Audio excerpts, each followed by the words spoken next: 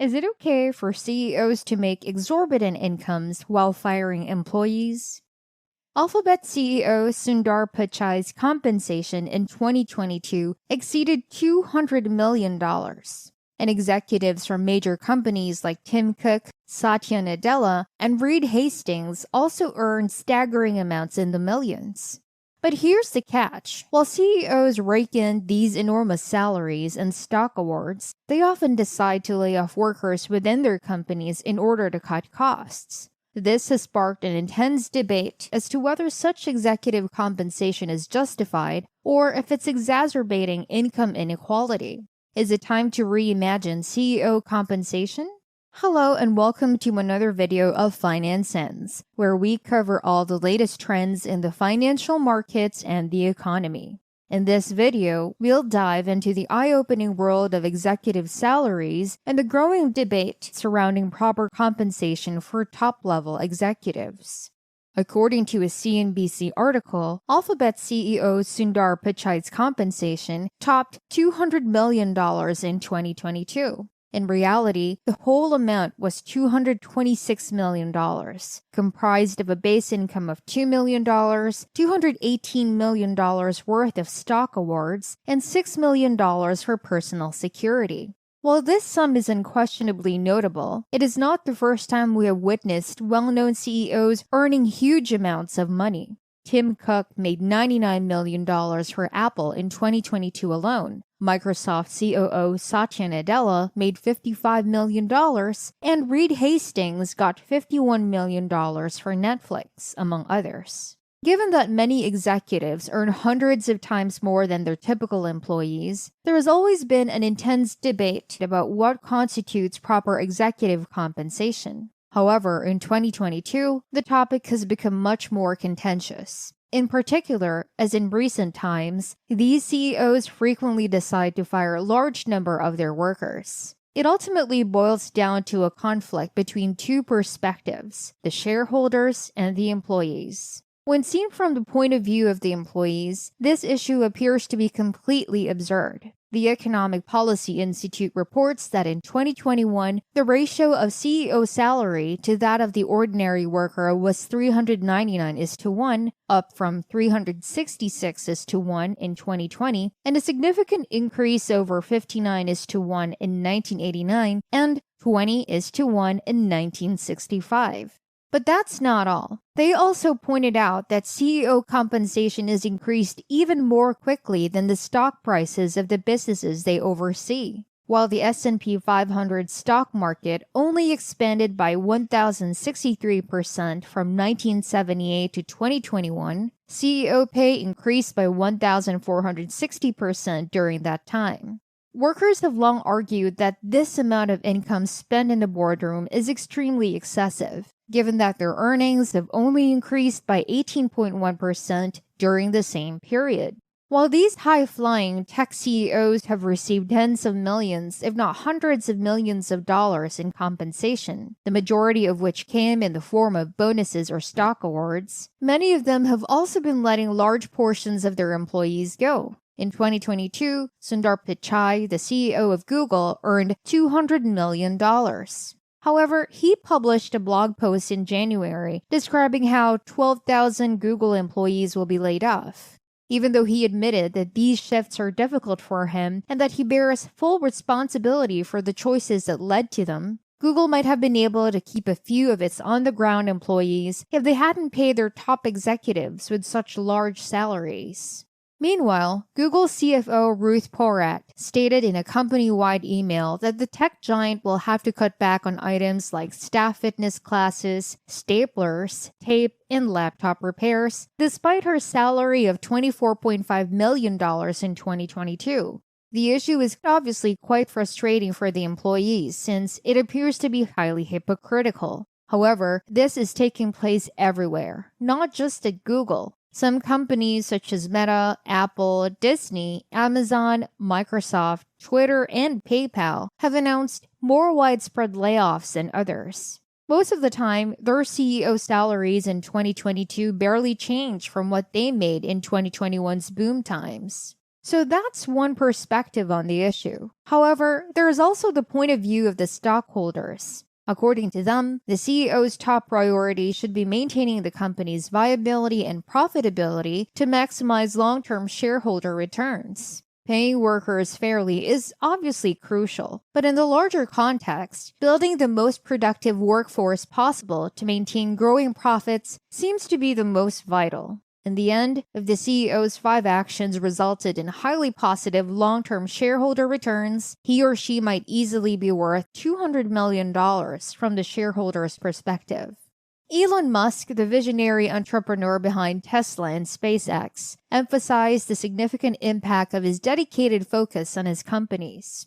Musk expressed his belief that every minute spent contemplating the development of Tesla and SpaceX substantially affected their success. He acknowledged that as Tesla reached new heights, each minute of thoughtful consideration translated into millions of dollars worth of impact on the company. Musk even cited instances where his brief half-hour meetings had led to financial improvements amounting to hundreds of millions of dollars for Tesla. His statements highlighted the importance of his relentless work ethic and the tangible results it yielded for his ventures. Thus, shareholders will undoubtedly make a compelling case that Elon's choice to save Tesla that much money is well worth every cent if it can do it in just a few minutes of deliberation. As a result, there are undoubtedly 2 sides to the CEO compensation debate. However, it doesn't change the reality that most people find it highly infuriating to see corporate leaders receive stock awards or bonuses worth tens of millions of dollars, while hardworking citizens are let go in the name of cost-cutting. So, what can we do? Warren Buffett, the renowned investor and business tycoon, expressed his strong stance on accountability and consequences for bank executives who make detrimental decisions. Reflecting on the financial crisis of 2008, Buffett noted that despite the significant troubles caused by banks, the CEOs responsible for those decisions continued to live comfortable lives. While they may have lost their jobs, they still received their pensions, which Buffett deemed unfair. Drawing a comparison to workers on a production line, Buffett suggested that bank CEOs who mismanage and cause substantial financial losses for shareholders should not receive pensions from the bank. Instead, they should face the consequences and return to a more modest lifestyle, akin to that of an average worker. Buffett went further, proposing the directors of banks who had sat through years of reports without taking appropriate action should also face repercussions. He recommended that they give back all the directors' fees they had received, including any additional benefits such as stocks. This act of returning compensation for a period of 5 years, according to Buffett, would effectively change the behavior of those responsible for the problems faced by the banks. In essence, Buffett emphasized the importance of holding decision-makers accountable and instilling consequences that align with the gravity of their actions. He believed such measures would serve as a deterrent and promote a more responsible and cautious approach. Basically, the course of action is to include provisions in the compensation package that cut the CEO's income if the firm struggles, while simultaneously rewarding them with incentives when the business prospers. Many would counter that it already does in the corporate sector, and they are right. In fact, many companies already provide payment plans based on performance. However, the issue with them is that the CEO seldom feels the impact of business setbacks. They may have missed 1 or 2 payments of their yearly bonus, but it's not as if they have felt the brunt of the setbacks. Warren cited the 2008 global financial crisis as an illustration, which was spurred on by horrific bank mismanagement. Even though these bank CEOs were fired and had their reputations damaged, none of them actually incurred financial losses in the end. In reality, several CEOs received ample compensation while wrecking the American financial system. In 2007, Lehman CEO Dick Fuld walked off with $34 million. At the time, Merrill Lynch's John Thain spent $1.2 million in remodeling his offices. After leaving his position as CEO of Citibank in late 2007, Charles Prince earned compensation totaling $10.4 million. AIG's Joseph Cassano received bonuses totaling $34 million in 2008. The issue at hand is whether there is a sufficient willingness to alter how CEO compensation is determined. Currently, the board of directors or an outside compensation committee decides on CEO compensation. But in reality, such a game just increases the CEO's yearly income. Due to what transpired in 2008, more and more nations worldwide have passed regulations allowing shareholders to have a role in CEO compensation during the past 10 years.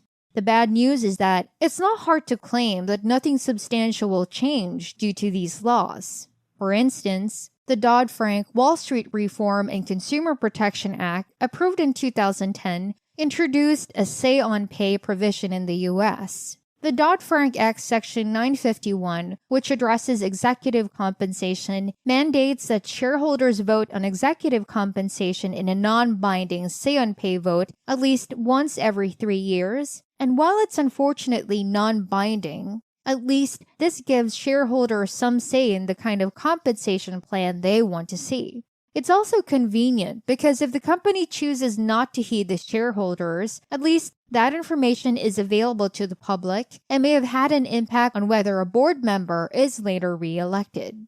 Despite these advantages, most would conclude that a non-binding vote by shareholders on whether to adopt a pre-prepared pay plan is unlikely to influence the way CEOs are treated more generally. Substantial legislation would likely be required to give shareholders more say over executive compensation and whether executives are adequately punished for bad performance.